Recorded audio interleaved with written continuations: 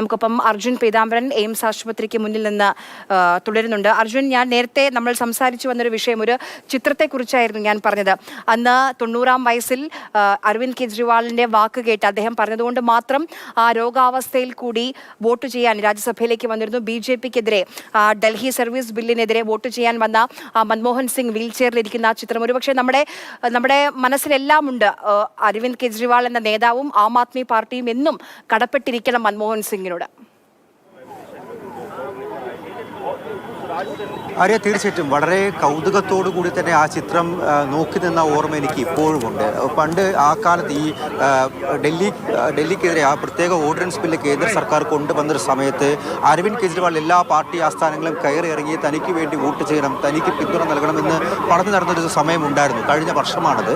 ആ സമയത്തായിരുന്നു പാർലമെന്റിൽ ഈ പ്രത്യേക ബില്ല്, ഈ ഓർഡിനൻസ് അവതരിപ്പിച്ച് ഈ പ്രത്യേക അധികാരങ്ങളടക്കം കേന്ദ്ര സർക്കാർ പിടിച്ചെടുക്കാൻ ശ്രമിച്ചൊരു ആരോപണം എല്ലാം ഉണ്ടാകുന്ന സമയത്ത് അദ്ദേഹം കോൺഗ്രസിന്റെ ആസ്ഥാനത്തും CPM-ന്റെയും CPI-യുടെയും തൃണമൂലിന്റെയും എല്ലാം തന്നെ ഓഫീസുകളിലെത്തി അവരുമായി നിരന്തരം ബന്ധപ്പെട്ടുകൊണ്ട് സംസാരിച്ചും തനിക്ക് പിന്തുണ അർപ്പിക്കണമെന്നുള്ള കാര്യം ആവശ്യപ്പെട്ട് നടക്കുന്ന സമയത്തായിരുന്നു തീരെ വയ്യാതെയുള്ള അവസ്ഥയിലായിരുന്നു അന്നും മൻമോഹൻ സിംഗ് ഉണ്ടായിരുന്നത്.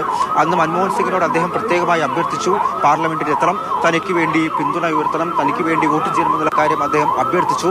ആ അഭ്യർത്ഥന മാനിച്ചുകൊണ്ട് അദ്ദേഹം ആ വീൽ ചെയറിൽ ബാക്കിൽ അദ്ദേഹത്തിന്റെ അനുയായി ആ വീൽ ചെയർ ഉന്തിക്കൊണ്ട് അദ്ദേഹം പാർലമെന്റിനകത്തേക്ക് കയറി വരുന്ന ദൃശ്യവും അദ്ദേഹത്തിന്റെ അടുത്തേക്ക് അദ്ദേഹത്തെ കാണാൻ വേണ്ടി ഓടിയെത്തിയ കോൺഗ്രസ് നേതാക്കളെയും എല്ലാം ആ ചിത്രം വളരെയധികം അല്ലെങ്കിൽ വളരെയധികം കൗതുകത്തോടു കൂടി അന്ന് ഓർമ്മിച്ചു നിന്ന അല്ലെങ്കിൽ നോക്കി നിന്ന ഒരു ഓർമ്മ എനിക്ക് ഇപ്പോഴും ഉണ്ടാവും. അതിപ്പോഴും ഞാൻ ഓർത്തെടുക്കുന്നുണ്ട്. അതായത് അതിനപ്പുറത്തേക്ക് വളരെ വലിയ ഇടപെടലുകൾ രാജ്യസഭയിൽ നടത്തിയ ഒരു കാര്യം, നേരത്തെ ആര്യ സൂചിപ്പിച്ചതുപോലെ തന്നെ ആ നോട്ട് നിരോധനം വന്ന സമയത്ത് അദ്ദേഹത്തിന്റെ ചരിത്രപ്രസിദ്ധമായിട്ടുള്ള പ്രസംഗം, ഇതെല്ലാം തന്നെ അടയാളപ്പെടുത്തുന്നത് നമുക്ക് നഷ്ടപ്പെട്ട ആ ഒരു വിടവ്, എത്രത്തോളം വലിയൊരു വിടവാണ് ഈ മൻമോഹൻ സിംഗിന്റെ നിര്യാണത്തിലൂടെ, അദ്ദേഹത്തിന്റെ മരണത്തിലൂടെ സംഭവിക്കുന്നത് ഇന്ത്യയിൽ എന്നുള്ള കാര്യം ഉറപ്പായിട്ടും പറയാം. ഏറ്റവും മികച്ച പ്രധാനമന്ത്രിമാരിൽ ഒരാൾ, സിഖ് വിഭാഗത്തെ പ്രതിനിധീകരിച്ചുകൊണ്ടെത്തുന്ന ആദ്യത്തെ പ്രധാനമന്ത്രി. അദ്ദേഹം ഏറെക്കാലം അസാമിനെ പ്രതിനിധീകരിച്ചുകൊണ്ട് രാജ്യസഭയിൽ ഉണ്ടാകുന്നു. 2019 അദ്ദേഹം രാജസ്ഥാനിലേക്ക് മാറുന്നത്. രാജസ്ഥാനിനെ പ്രതിനിധീകരിച്ചുകൊണ്ട് അദ്ദേഹം രാജ്യസഭയിലെത്തുന്നു. അപ്പോഴും എല്ലാം തന്നെ തീരെ വയ്യാതിരിക്കുന്ന സമയത്തും രാജ്യസഭയിലെത്തി അദ്ദേഹത്തിന്റെ സാന്നിധ്യം ഉറപ്പാക്കുന്ന ഒരു ശീലം അദ്ദേഹത്തിനുണ്ടായിരുന്നു. തീരെ വയ്യാതായ സമയത്താണ് ഒട്ടും നടക്കുന്നത്. പ്രധാനമന്ത്രി നരേന്ദ്രമോദിയുടെ അനുശോചന കുറിപ്പ് വരുന്നുണ്ട്. India mourns the loss of one of its most distinguished leaders, Dr. Manmohan Singh Ji. Rising from humble origins, he rose to become a respected economist. He served in various government positions as well, including as finance minister, leaving a strong imprint on our economic policy over the years. His interventions in parliament were also insightful.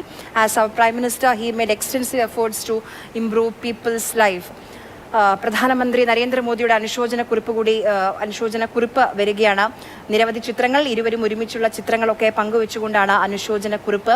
പ്രധാനമന്ത്രി എന്ന നിലയിൽ നമ്മുടെ എല്ലാവരുടെയും ജീവിതം മെച്ചപ്പെട്ടതാക്കാൻ അദ്ദേഹം പരിശ്രമിച്ചിരുന്നു എന്നുള്ള കാര്യം, പാർലമെന്റിൽ അദ്ദേഹത്തിന്റെ ഇടപെടലുകൾ അത് എത്രത്തോളം ഇൻസൈറ്റ്ഫുൾ ആണെന്നുള്ള അടിക്കുറിപ്പോടുകൂടിയാണ് അനുശോചന കുറിപ്പ്.